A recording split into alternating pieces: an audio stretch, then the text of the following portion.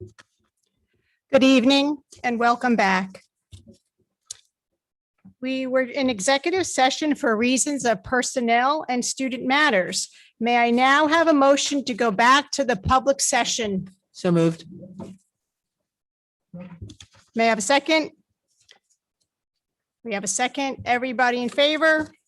Aye. Okay, it's time for the public participation.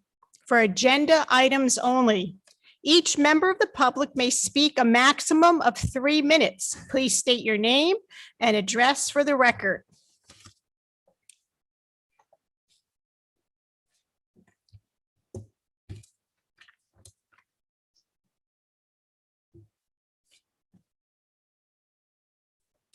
Seeing no member of the public wishes to speak at this time, we will go on to committee reports. Do we have any committee reports this evening?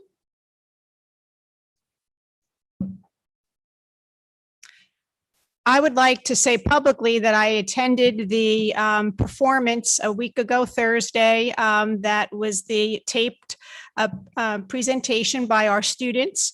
It was a wonderful presentation, and I sent an email the day after to say that life gives you lemons, and the staff made lemonade out of it this time. And the children did a wonderful job, and we really enjoyed it. I don't know if anyone else had a chance to see it. If not, it is available on YouTube, so I do ask you to take a look at it. Wonderful job, bravo. Now I'd like to turn the microphone over to Mr. Garrido, our superintendent.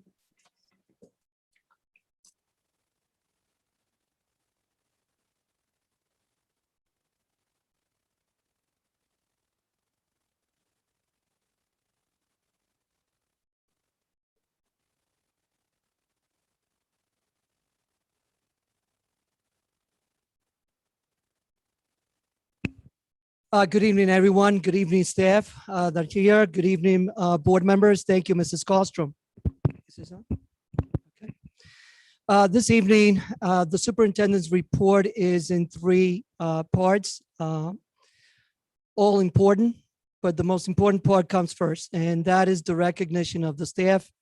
Prior to 2020 and prior to COVID, we did this every June.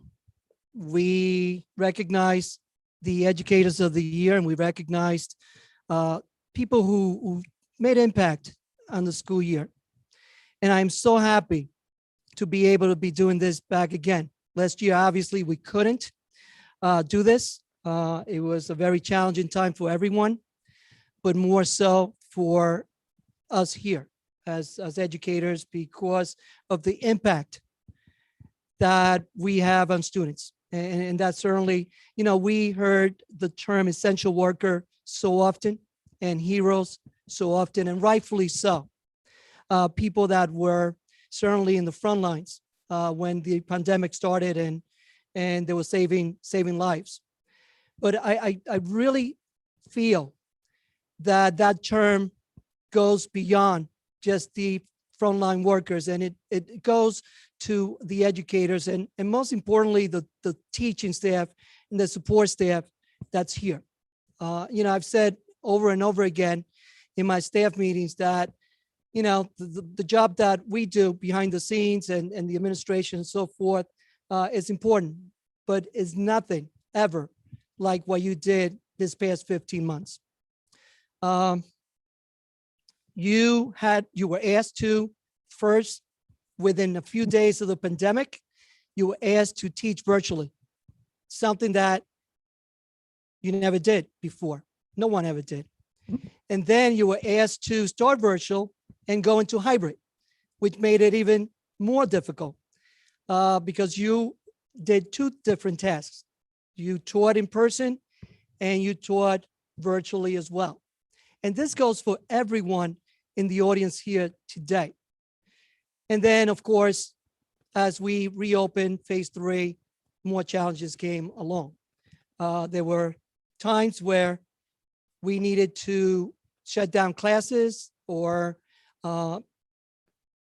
just do a lot of contact tracing and making sure that the safe and health of our students and our staff was, a number one priority. So I am so pleased to be able to recognize the people that are here today. I'm really excited to do this in person. And I didn't want to forget last year's Educators of the Year, because last year, although it was different up to March, it certainly required a lot of work. And I believe the entire staff should be here this evening being recognized, because the efforts and the commitment to our students was above and beyond what I ever would expect people to do. And you did it.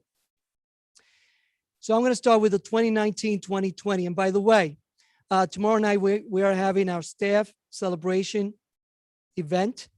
It's going to be virtual, unfortunately, because the group was just too big. 2 months ago, when we had a plan for this, we didn't have the new guidelines that we have today. But it's just going to be as celebratory as it would be in person. And I urge everyone to please tune in. It's really going to be special. The speeches were wonderful, and just the recognition from each of the administrator was really done very well. So what I'm going to do is I'm going to start with the 2019-2020 Governor's Educator of the Year. And these are the service professional recognition. A few years ago, the state of New Jersey, the governor decided to recognize educators. From two different areas. One, the service professional, which is a support staff, nurses, counselors, related service, paraprofessionals, office staff, and so forth. And the other one is a teaching staff. So in 2019-2020, these people were recognized. So I'm going to ask you to please stand when your name is called, and then I will get the certificates over. You would have them come up. Is this safe? You know what? If I can have Mrs. Kostrom come up we'll give the certificates out. If you can come up, that'll be great.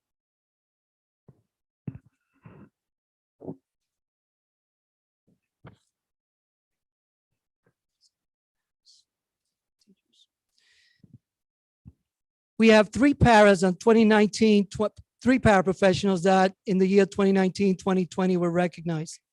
Paraprofessionals have a very important task in school districts. They support the teachers. They work with students one-on-one or in class support. And if they weren't there, students with special disabilities would not have that one-to-one attention that they deserve and they need. And they are successful due to these paras. From Aldine School, Mary Kessler. Please come up, Mary.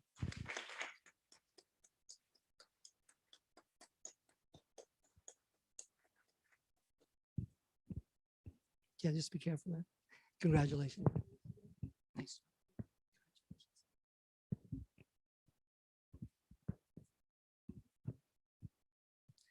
From Sherman Elementary School, Lisa Heinrich.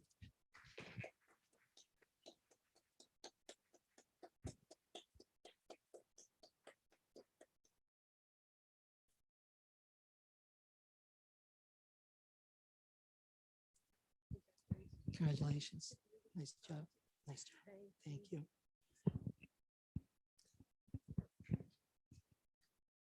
From Robert Gordon, last year's paraprofessional. Actually, she's this year's secretary. She made a little transfer from one year to the other and doing a wonderful job there also. Lynn Matthews.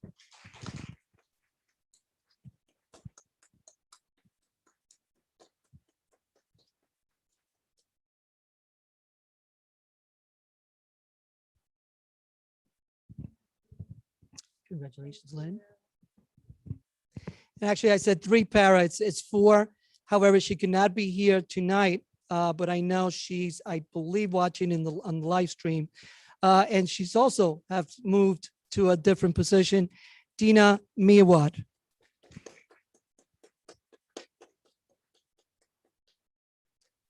And from the high school, guidance counselor who's been here actually 39 years. And I know this is her retirement year. She started as a teacher in Sherman, and in 2006 became the high school counselor. And I just a little side story. I attended the National Honor Society induction last week, and Ms. Bauman was there. She gave a speech, and I can just tell how she is appreciated by her students and the parents as well. Mary, well deserved, Mary Bauman.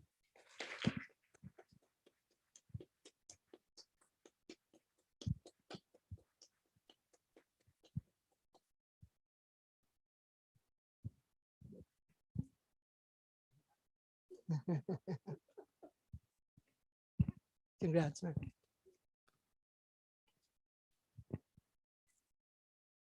Okay, last year's Governor's Educator of the Year, the Teacher of the Year. From Aldine, fourth grade, this teacher is held in very high esteem by her colleagues. And actually, I had the privilege of observing this teacher, I think a couple of times over the last 5 years or so. And she's truly a highly effective teacher at Aldine. Grade 4, Miss Andrea Cruz.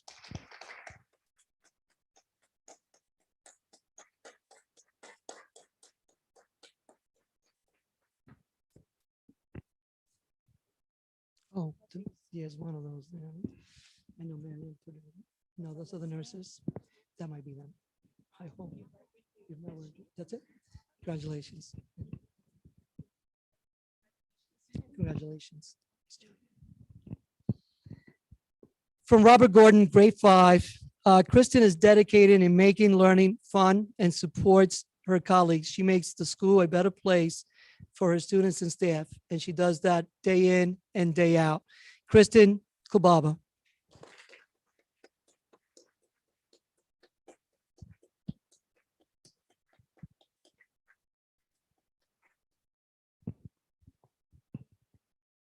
Congratulations. Okay, from Sherman School, special education teacher. Allie knows that her students' social emotional learning comes first, and the needs of her students is a priority. She is most knowledgeable in learning theory, teaching methodologies, and educational resources, which enable her to be the most respected mentor to staff and parents alike. Alexandra Swartz.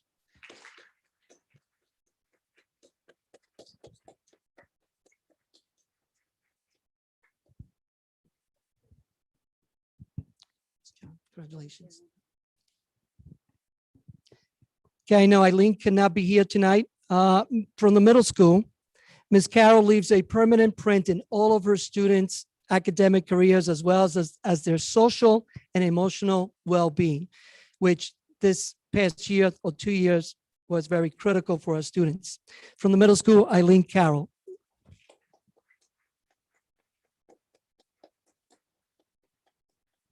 And last year's Teacher of the Year at the high school, Jonathan, Mr. Silverlight is dedicated to his students both in and out of the classroom.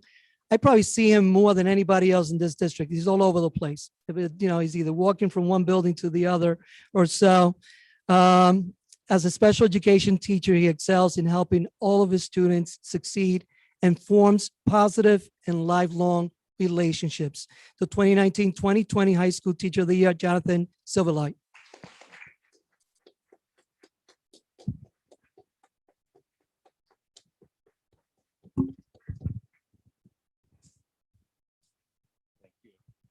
Congratulations. Good job. Okay, so I think these is 20. Okay, moving on to 2020, 2021. Once again, these teachers did heroic work this year due to the pandemic, and we all know how difficult it was for all of us. So here are the service professionals or the support staff who were the candidates for Educator Service Professional of the Year. From Aldine School, Stephanie has had incredible success working with students with special language and speech disabilities, and she has been extremely successful with all of the students. From Aldine School, the Service Professional of the Year, Stephanie Klein.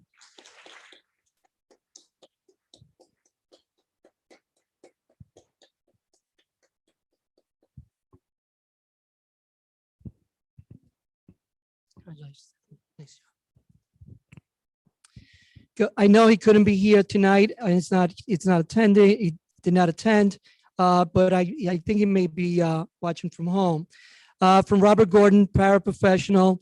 He, once again, as a paraprofessional, assists those students, whether it's one-to-one or in class support, and really impacts the student learning. Andres Cordova.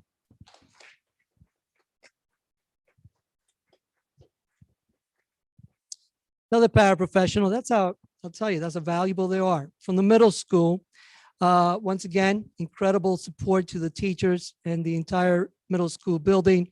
Deborah Italiano. And she's not attending tonight. She's watching from home. From the high school, our Library Media Center has really become the hub at the high school. It's such an important place to be for the students.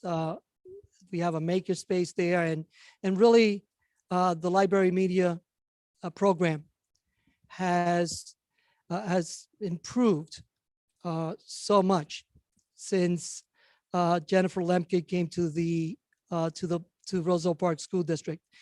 So the service professional for the high school is Miss Jennifer Lemke, Librarian Media Specialist.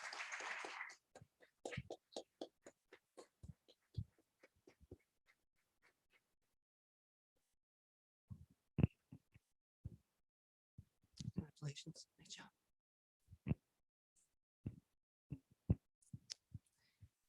From Sherman School, and this is a double winner here tonight.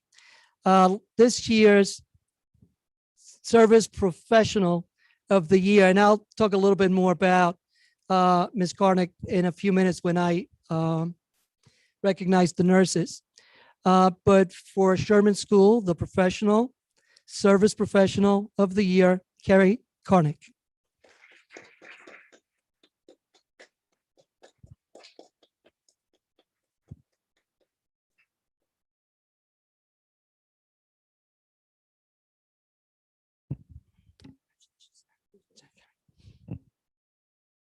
Teachers of the Year for 2021. From Aldine School, she is a great K-5 technology teacher. And in the midst of the pandemic, as you know, technology was invaluable. Jennifer was always the go-to person for the staff, for the parents, and especially for the students. And she was recognized as Aldine Teacher of the Year, Jennifer Durkin.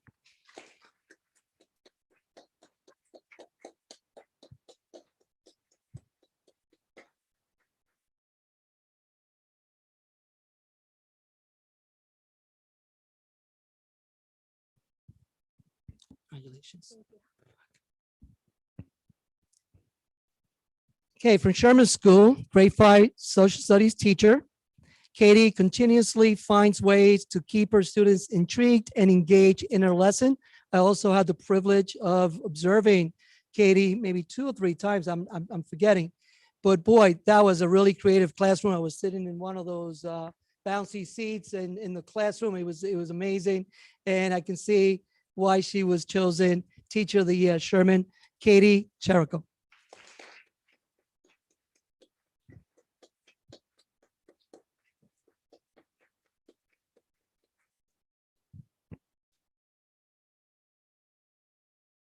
Congratulations. Thank you. From Robert Gordon, I know she's not attending tonight, the grade K-5 technology, TNG, and creative thinking teacher. Christine has gone above and beyond to support parents, teachers, and especially students during virtual and hybrid learning. Robert Gordon's Teacher of the Year, Christine Beaver.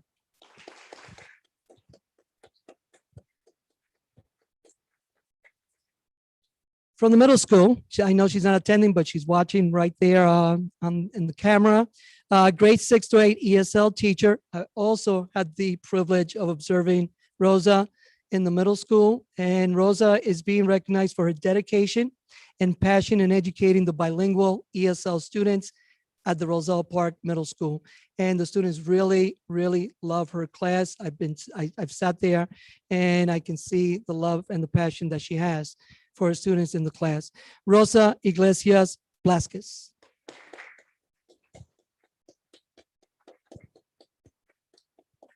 From the high school, science biology teacher. Dennis is a master of his content, a lifelong learner and leader at the high school in our school community as well. And incidentally, this year, he was also selected the county teacher of the year out of 81 candidates from throughout the county. Dennis Tagunas not only is the high school teacher of the year, but also the Union County Teacher of the Year. So Dennis, congratulations.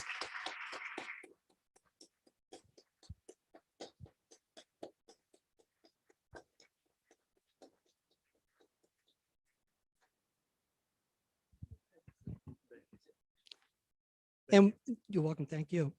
We wish Dennis good luck as he moves on now as a candidate for State Teacher of the Year. If he wins, we have to, he's on loan with the state, so we may have to lose him for a little while because he travels quite a bit throughout the state of New Jersey. Good luck, Dennis. And let's do it for Roselle Park, right? Go Panthers.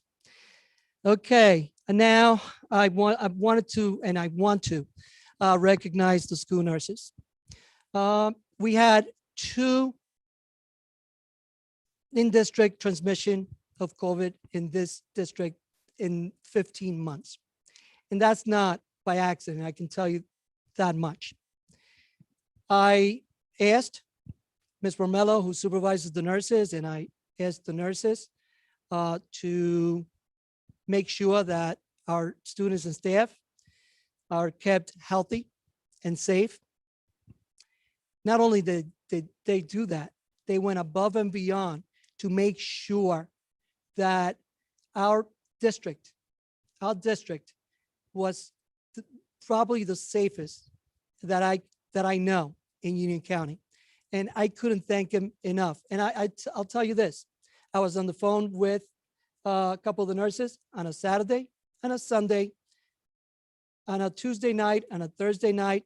They always picked up the phone. They always reached out to the people they needed to reach out, and they were outstanding. We wouldn't have done it. We would not have been kept as healthy and safe if it wasn't for school nurses in the district of Roselle Park. So I want to recognize them one by one, and I'm going to call the name. If they can please come up. I have a certificate for you as well. And I want to thank you for the service and all that you've done. You really, really have been heroes to our school district here this year. And the parents, the staff, and the students appreciate the work that you've done. And I want to thank you. From Aldine School, Alyssa Hussey.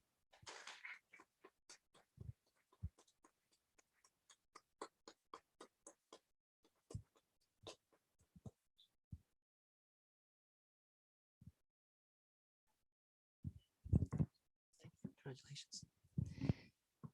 From Robert Gordon School, Ana Cuellar Pereira.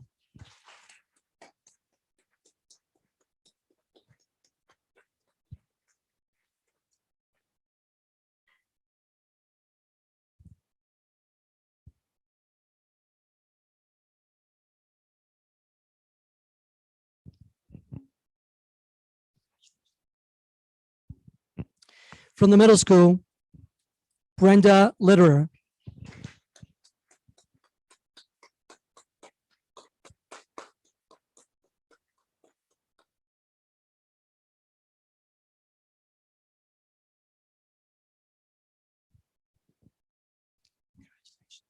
Nice job.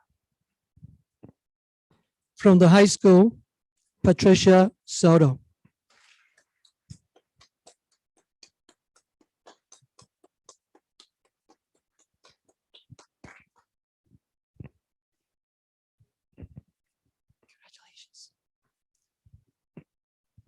Okay, from Sherman School, Carrie Karnick, and Carrie, just a couple words. Carrie was selected for volunteer. I don't know why she would want to volunteer, but she was the liaison between the district and the Union County Health Department. And again, she did an amazing job in making sure that a district followed the guidance from the health department, that contact tracing was done in every school building.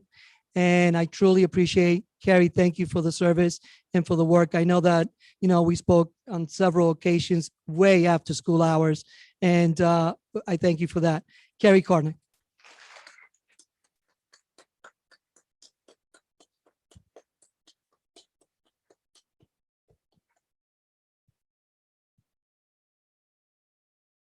Congratulations again. Thank you so much. Yep, thank you. All right, so again, I want to congratulate all of you. Actually, I want to congratulate the entire staff. I will do that tomorrow night during our celebration, staff celebration. But I truly want to thank you. You are the best in what you do. You deserve this. You're very well deserving of this. Thank you so much. And as we tell the students at the end of recognitions and presentations, I'm going to send you home now so you can work on your lesson plans and all of that. You don't have to be here that late. So, but I want to thank you for coming. We really appreciate. Keep up the good work. We, the board, and I appreciate everything that you do. Thank you so much.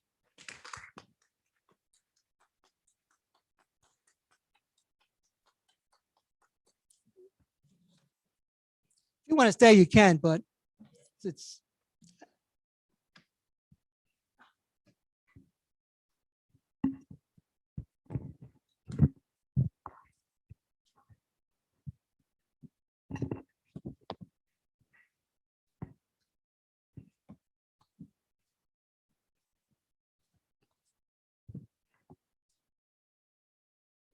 Okay, board members, I'm going to present a PowerPoint, so if you can either sit in the front or you can turn around, either way.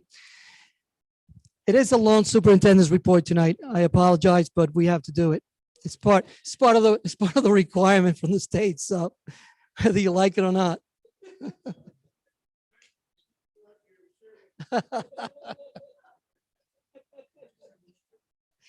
I know you like everything short. I apologize. I'm short.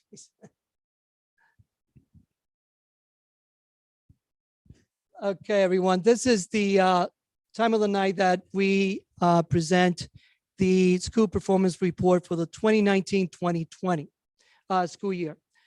This report, and actually a more in-depth report, is posted on the website for each individual school as well as the district. This is a condensed presentation, because if not, Mr. Harms will just chase me out of the auditorium. So it's a condensed presentation, but I think it's important for you to know that, Chris, pass it on.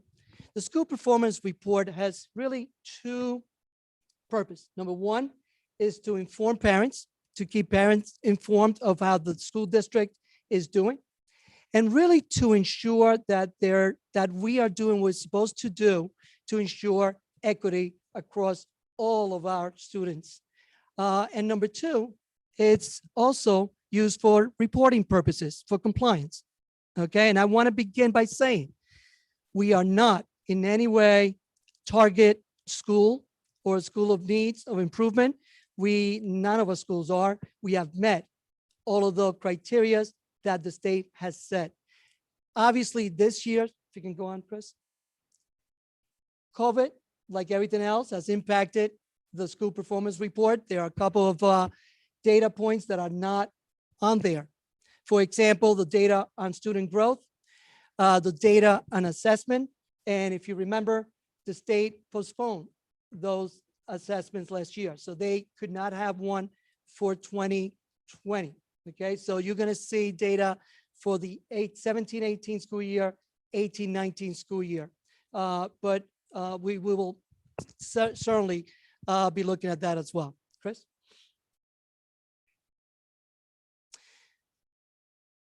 Okay.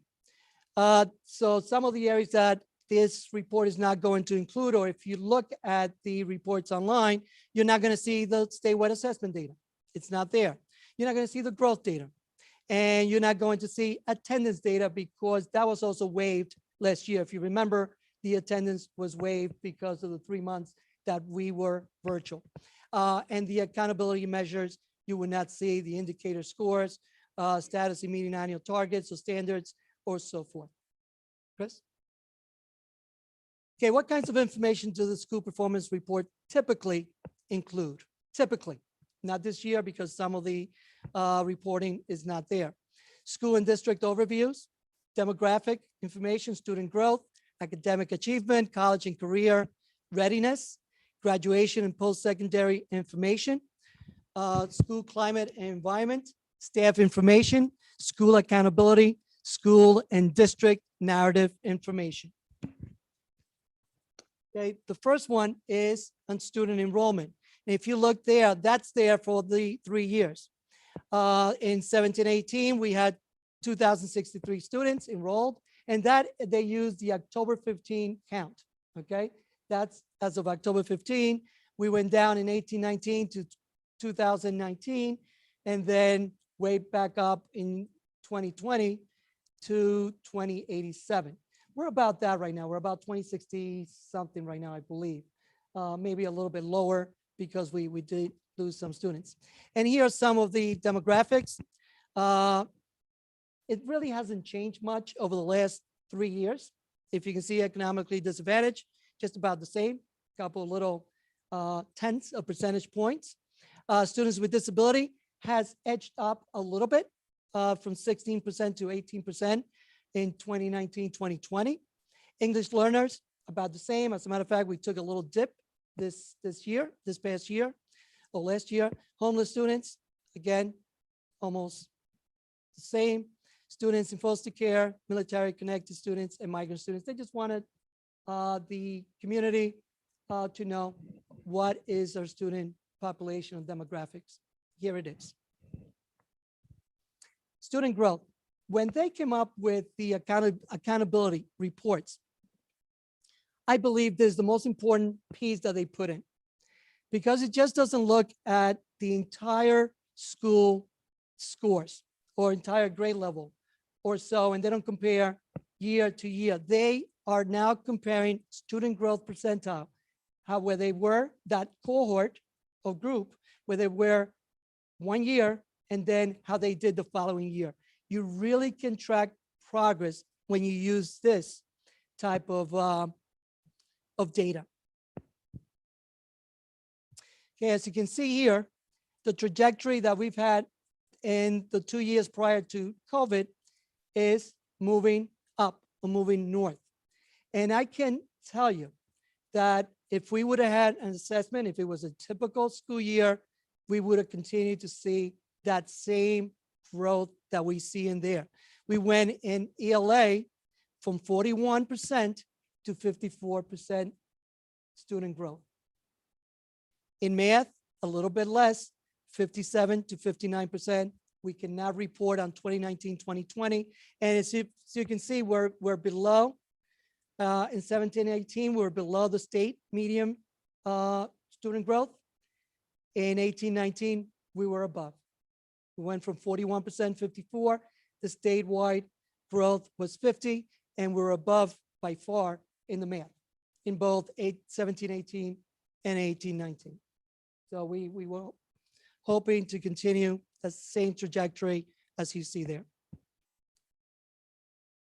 Okay, again, school assessment results, we can only see the 2 years, but there are 3 different kinds of student assessment that the state uses. Number 1 is the NJSLA, which is the student learning assessment.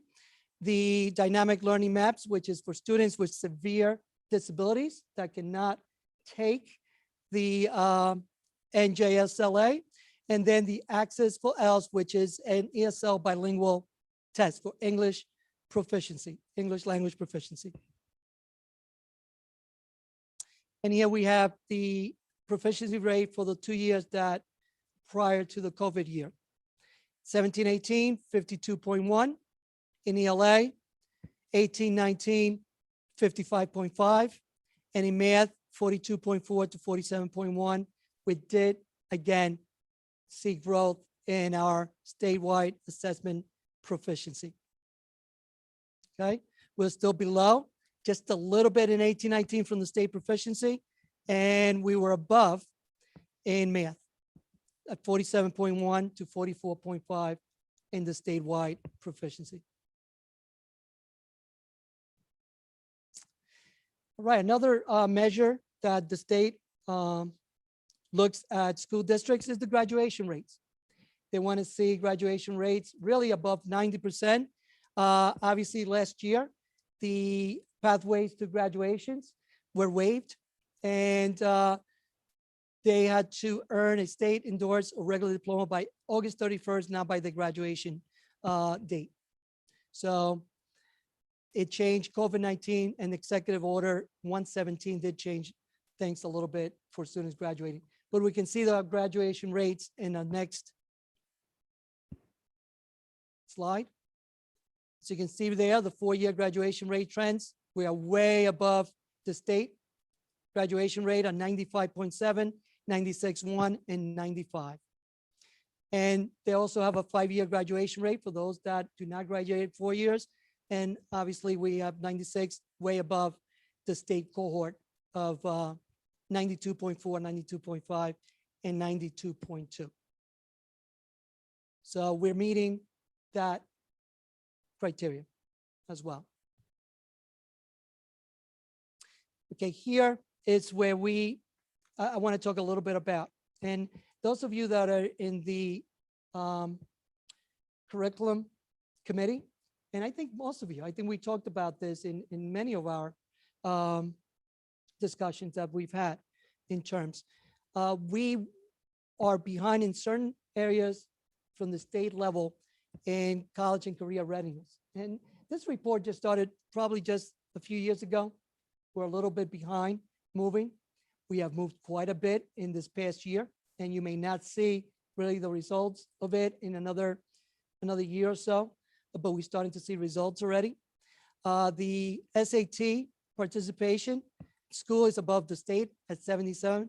And of course, if you have a high SAT participation, that means that ACT is not going to be as high because most of our students take the SATs. Our students, percentage of 11th and 12th grade students enrolled in one or more advanced placement. Okay, we have 21.8, 35.7 is the state. And then 0% in dual enrollment coursework. And I know you've heard about this. I'm going to talk a little bit about it in a minute.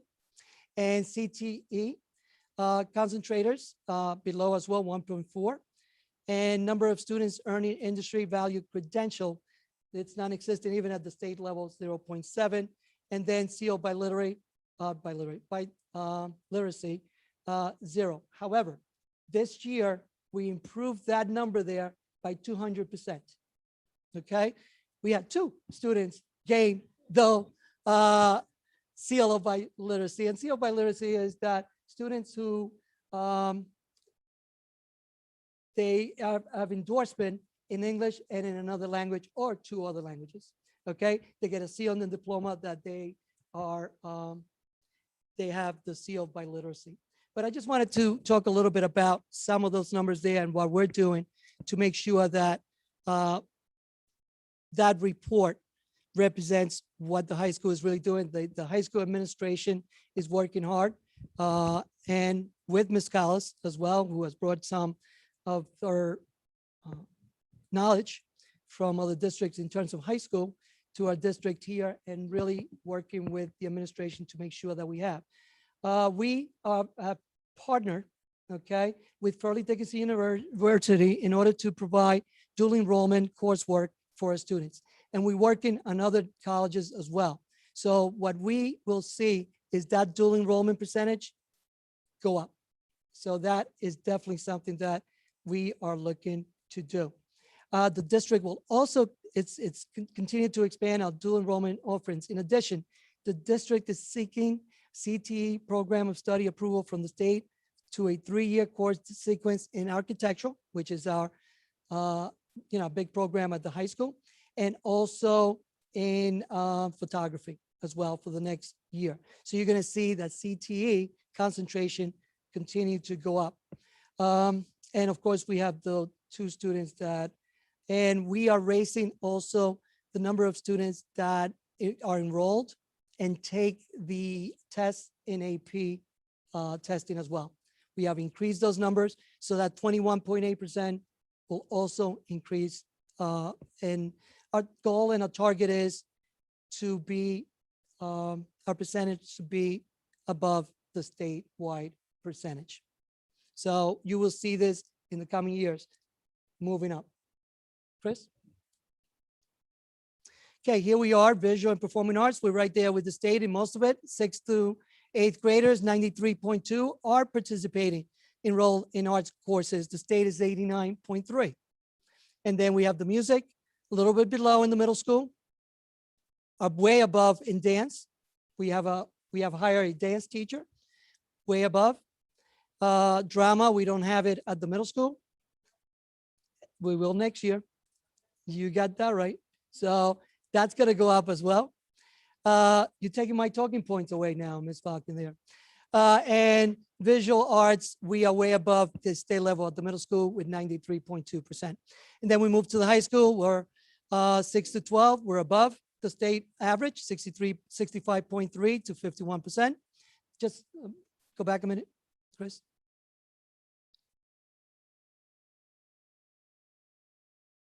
Okay. Music courses, we're above the state average. We're a little bit below in dance, but that's an elective, so students who would like to take that. And then in drama courses, we're just about the state average. And in visual arts, we're way above. So our visual arts program here is way above the state level. Okay, here we see, and this is where really I take pride. The table there shows information about class of 2019 high school graduates enrolled in post-secondary institution by the fall of 2020. Look at the state average on the right, okay? We're just about the total population, but if you look, we're above in every subgroup that's there, with the exception of the Asian Native Hawaiian. Total population is 76.8, okay? White, 86%, Hispanic, 70.5, Black or African American, 76.9, full 10%, almost 11% above the state average, and 80% with the Asian, Native, Hawaiian, Pacific Islander. And then, of course, we don't have enough for the American Indian or 2 or more races. But we're moving in the right direction. We'll continue to move in that direction, making sure that post-secondary enrollment continues to climb. Student safety is a big part of this report as well. And as you can see, we really have very few incidents, and these have to be reported. So it's what we report. So violence 4, and that it's a fight or anything that is considered violent will be reported. Vandalism 1, weapons 1, substances 1, harassment, intimidation, this was last year, 13, and total unique incidents 19, which is all of them there, and incidents per 100 is below 1%, 0.91%, where the state is 1.32%. So we're below the state average there also. And of course, we take incredible pride for this slide here, okay? Several years ago, I probably stood up here, given my rationale and my reasons why we need to have full day kindergarten, because the district only had half day of half day kindergarten. And I went over quite a bit of research and support for that. And, the board at the time approved it. And I think it has been an incredible, successful story. And of course, the grant that we received from the state certainly benefited our younger students. And this is the foundation of their education. And we moved, as you can see, in 17, 18, 31 half day pre-K to 26, and then full day 19 to 20, and 19, 20, it's all full day preschool. There's no half day preschool. So both kindergarten and preschool is full day. Not too many districts have that. Okay, there are a lot of districts that still can only, especially preschool, have a half-day preschool. We are given the opportunity for those students to experience 500 additional hours a year. So I did my research of experience, not instruction, of experience in schools, and that is really a cap to the administration here, the board for supporting it, and really working hard. I don't know if Ms. Legner is here tonight, but she is the supervisor of preschool, and again, doing an excellent job all around. And here we have student support and services, the ratio between staff and students. And basically, we do not have the state, but I know that we have a better ratio than the state in most of these areas. Students to teachers, 11 to 1. Most districts probably north of 15. So library media, 1,000, we have the 2. And nurses, 417 to 1. We have 1 in each building. Counselors, we have the 3 at the high school, 2 at the middle school, and then each elementary, 261 to 1. A lot of school districts are probably 500 to 1 in terms of counselors.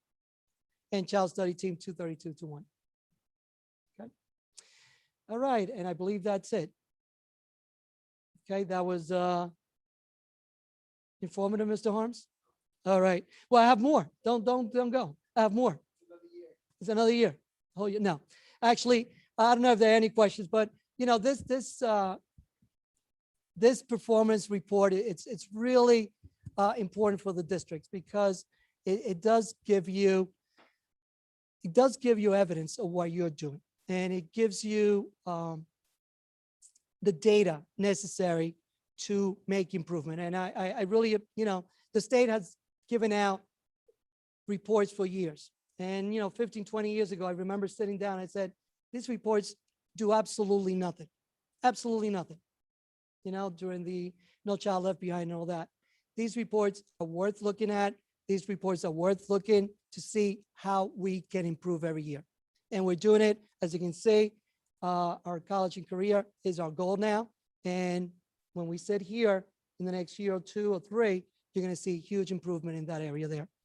Okay, the last part of the superintendent's report, again, a requirement from the state. It's and if I can find it here, you can give me a second. You can take a break for a second.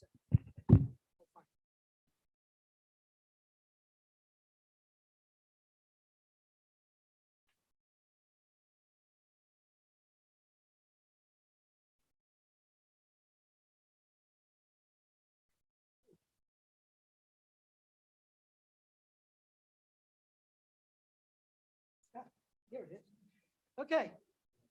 Our LEA plan for safe return to in-person instruction. There are 3 parts really to this. Okay. Most of it is already in our reopening plan. However, because of funding that came from the federal government, which of course is the ARP Act, which is American Rescue Plan Act, and then in addition to the ESSER funds, which we have been receiving, there was ESSER 1, ESSER 2, and now the federal, there's $122 billion that went to school districts, okay, throughout the country. And, it's our responsibility that we share with you how we're going to be spending this money or what we're going to do with the money. And this is part of the accountability for for that act and so forth. But if you look at the reopening plan, most of it is there. And it's really 3 parts that they want us to look at. One is maintaining health and safety. The second one is ensuring continuity of services. And the third one is an opportunity for public comment, which is the reason why we have a public comment section. Maintaining health and safety. What have we been doing? What are we doing? Or what are we going to do? Well, a lot of it depends on the guidance from the Department of Health, right? And the Department of Education. This is fluid And this will probably be changing over the next 2 months. I can guarantee you that. And every time it changes, we need to report it to you. So we need to have this type of meeting as well. So maintaining health and safety, what have we been doing? What are we required to do as of today? Universal and correct wearing of masks. The governor says, with the exception of the heat, extreme heat, it says that schools during school activities, students and staff must continue to wear a mask. As of today, that has to be in our plan. We have to make sure that we have that we're wearing. But again, this can change from day to day, week to week. So come September, it could be completely different. Number 2, physical distancing, including use of cohorts and potting. Okay, what does that mean? We're going to use our 3 feet, the same as the CDC tells us that we have to use it. And if we are closer than 3 feet, we're going to have barriers. So what we're going to do, we're planning for next year to have full day, full schedule, lunch. However, is going to have to be, as of now, with either barriers or 3 feet apart, because that is still what the CDC and the New Jersey Department of Health is requiring schools to have. Of course, hand washing and respiratory etiquette. We want to make sure that we have signs for hand washing. We have areas where students can wash. In the classroom, we're going to make sure that there's antibacterial sanitizers, because that's still part of the practice that the DOH and the CDC wants us to have. Cleaning and maintaining healthy facilities, including improving ventilation. We're going to continue doing what we've been doing in terms of cleaning every night, making sure we do cleaning when there's gatherings and they leave between groups, because we need to continue to do that. We use all kinds of multi-purpose cleaners to make sure they kill the virus or the bacteria or the viruses that can cause COVID or anything else. We're going to continue to try to improve ventilation.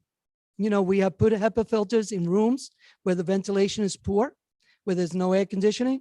We're going to try to improve ventilation in other areas of the buildings as well. We will continue to do that. Contact tracing in combination with isolation and quarantine in collaboration with the state, local, and territorial. During the recognitions of the nurses, you heard, they have done an amazing job. We work with the local Department of Health to help us with contact tracing, to help us with quarantining classes, quarantining individuals. We'll continue to do that until they tell us that it's not necessary anymore. Diagnostic and screening testing. Screening will take place the same as we've been doing. The forms will continue until they tell us that we don't need to do that anymore. We're doing it once a month. We'll probably continue to do it during that time. And of course, the nursing will be making diagnostic health assessments as needed as well. Efforts to provide vaccinations to educators, all the staff and students if eligible. On our website, you go, every time there's some kind of vaccination event, we post it. We send the information out. And on top of that, I asked the nurse to send me weekly surveys, and obviously this is voluntary, of staff members that have been fully vaccinated. We're about 55%, by the way, as of the last report that I received. Again, that will continue to happen. So we will continue to provide vaccination information as it comes. And of course, appropriate accommodations for children with disabilities with respect to the health and safety policies. Any accommodations for high-risk students, whether including special education, that are medically fragile, we will work with them. They would have to send a request to the Director of Special Services, and we will honor the request as soon as we review and make sure that everything is up to par. So the district will follow the guidance for schools established by the CDC and the Department of Health. Ensuring continuity of services. It's all about screening. We are actually, there's a bill, legislation, that requires that grade 6 to 12 students be screened for depression, as you know. We will be screening students for mental health. Our counselors will be On top of it, our social emotional programs will continue as they are for both students and parents. We will continue also to train teachers and to help teachers identify any mental health concerns. We will also provide teachers with self-care type of practices, because they need to be provided with support as well. What are we doing academically? We started doing it already. We're spending money on tutoring programs. We're spending money on after-school programs. We are doing assessments using our assessment tool, Link It, to make sure, and requesting information from the classroom teachers, usually multiple measures, to provide students with the areas where there was loss of learning. Okay, so we will continue to this not only this summer, throughout next year as well. So we are going to address every single area of social, emotional, mental health, and academic needs as they come along. And that's where we will be putting all of our ESSER funding for social, emotional, academic, and health and safety for the entire district. And we're starting to do that already. As a matter of fact, we have met with the facilities committee on some of the projects that we have planned or scheduled for the next few months in terms of ventilation in our buildings. And we have been meeting, the curriculum committee knows about some of the programs that we are working on or planning for the summer and the following year. And that is it. Now I know that is required to open up for questions. So if anyone has any questions regarding the safe return plan, please come up and state your name and address, but I will also ask, no, it's got to be done that way. I will ask the board if they have any questions as well. Marissa? No, you don't have to your board member. Yep. Mm-hmm. That's a good question, and I don't have the details yet. I know the legislation passed. We probably will get guidance from the DOE in the next couple of weeks before September to see how that's going to be handled, whether it's going to be an online tool or it's going to be an in-person tool or survey, as you said, a questionnaire possibly. I know hospitals and physicians are using questionnaires. You know, even full physical now, they want to see your mental state, so they are using that. So I have a feeling that that's probably going to be the same for school districts. If anyone has any comments, any questions regarding the Safe Return Plan, be more than happy to answer it. And seeing that there are none, the superintendent's report is now over.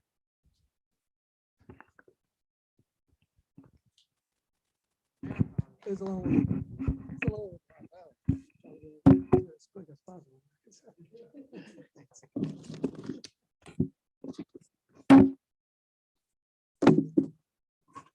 Mouthful. That was a mouthful, right?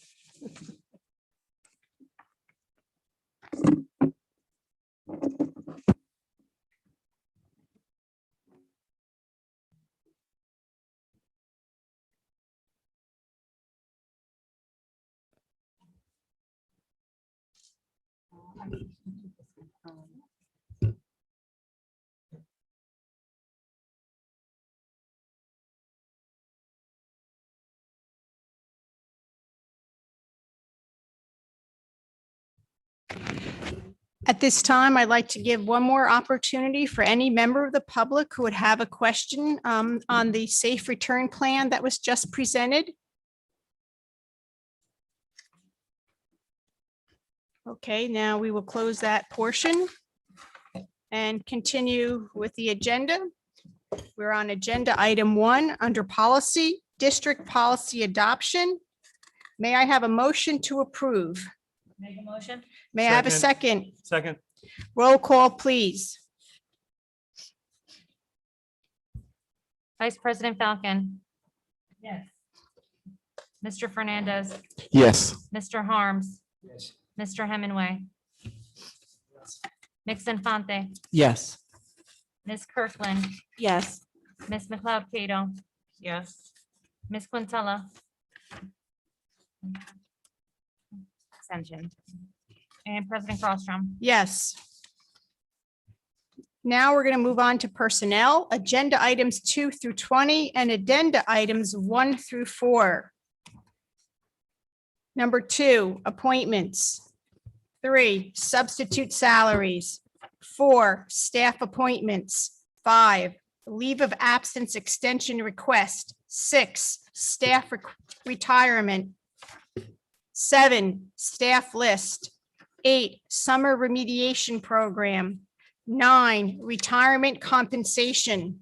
10, diagnostic assessments. 11, employment contracts. 12, employment contract school business administrator board secretary. 13, 2021 ESY program. 14, job description. 15, fall 2021 sports physical personnel. 16, athletic coaches 2021, 2022. 17, change of assignment transfer. 18, maternity leave of absence request. 19, Title I AP summer tutoring. 20, district substitutes.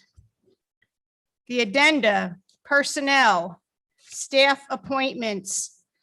Number 1. Number 2, additional high school extracurricular advisors, 2020, 2021. Number 3, 2021 additional ESY program for district substitutes. May I have a motion to approve the personnel section? I'll make a motion. A second? Second. Roll call, please. Vice President Falcon. Mr. Fernandez. Yes. Mr. Harms, Yes.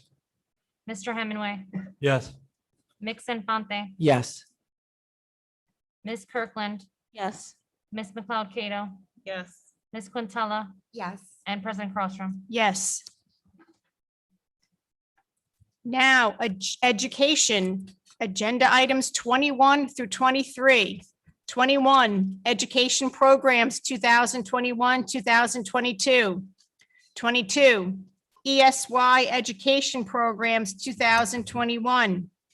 23, safe return plan.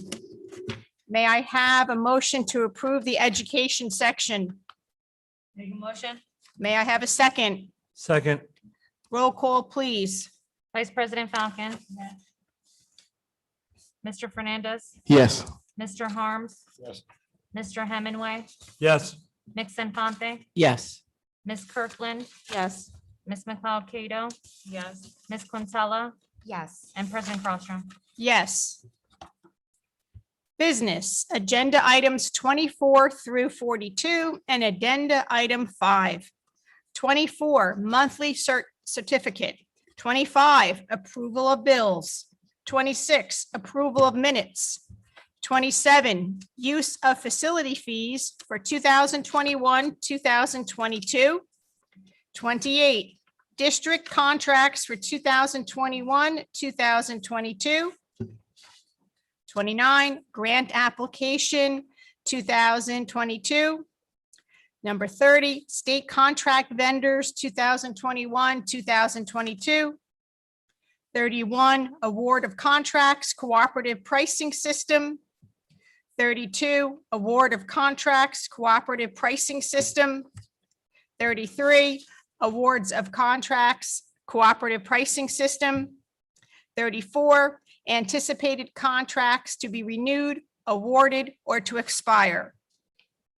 35, authorization to offer contracts.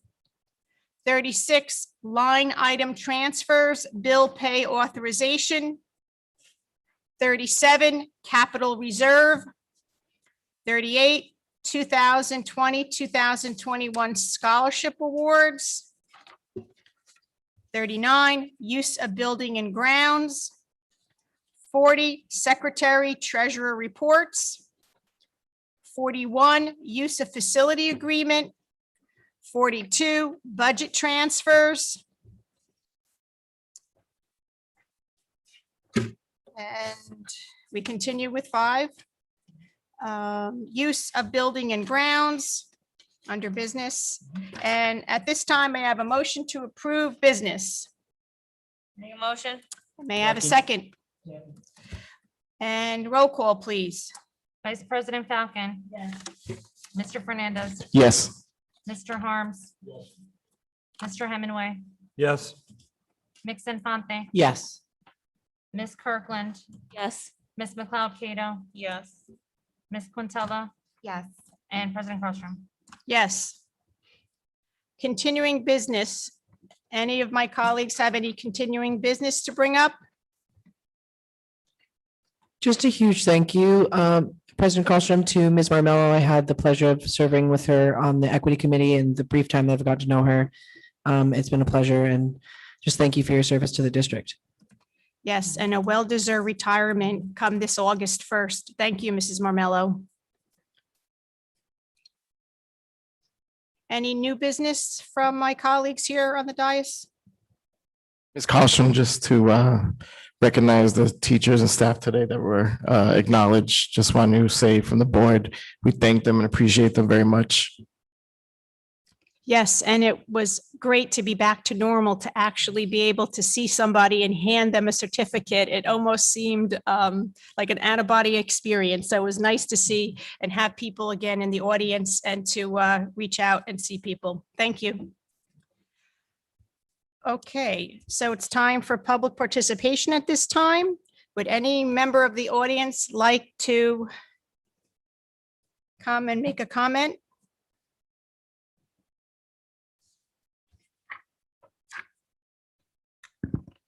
And when you do, please state your name and address, and you'll have 3 minutes to speak. All right, good evening, everyone. My name is Francesca Hunt. I reside at 620 Large Street. I know that the Board of Ed has decided to conduct these meetings in person. I'm sorry, Ms. Hunt, can Oh. you speak up? I don't know if the, Can you hear me now? Is that better? a little bit. Okay. I'll try to speak a little loud. I'm soft-spoken. Like I said, I know that the Board of Ed has decided to conduct these meetings in person. I'm just wondering though, has the board considered conducting these meetings in a hybrid model where participants can still join online via Zoom or whatever, whatever other platform, and have the opportunity to still participate during the public portion of the meeting? I know personally for me, viewing the live stream, the last few board meetings have been difficult.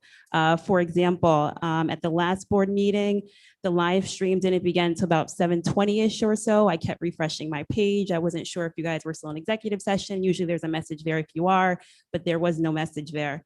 Also, Mr. Salvo's curriculum presentation was extremely hard for me to hear. The sound quality was very poor. My volume was on 100. I had it as high as I could on my laptop, but it was very difficult to keep track with that. And that was a bit frustrating because, he was discussing with the coaches about curriculum, which is critical and important. And I missed some of that key information because I just couldn't hear. The sound was pretty poor. Thirdly, it's also to my understanding that the public is no longer even allowed to email any questions now or comments that they have concerning items on the agenda or questions or comments for the public portion of the meeting. I was told that because you're in person now, that has been done away with. So I don't know if anyone could explain a little bit further why that was taken away as well.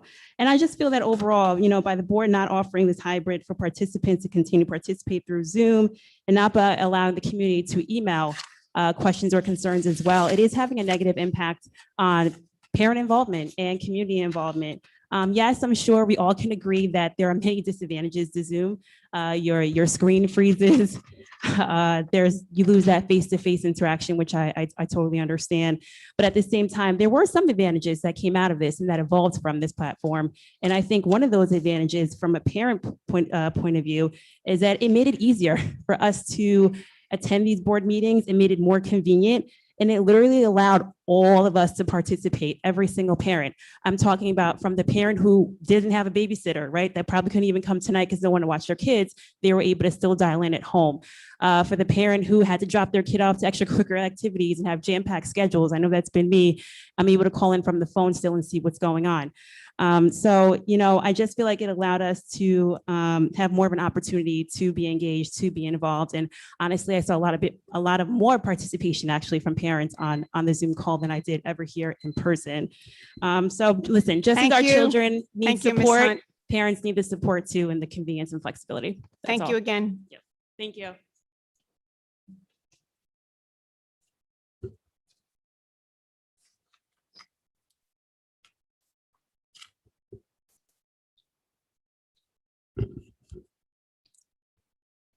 If any member of the public would like to make a comment, you have the time now.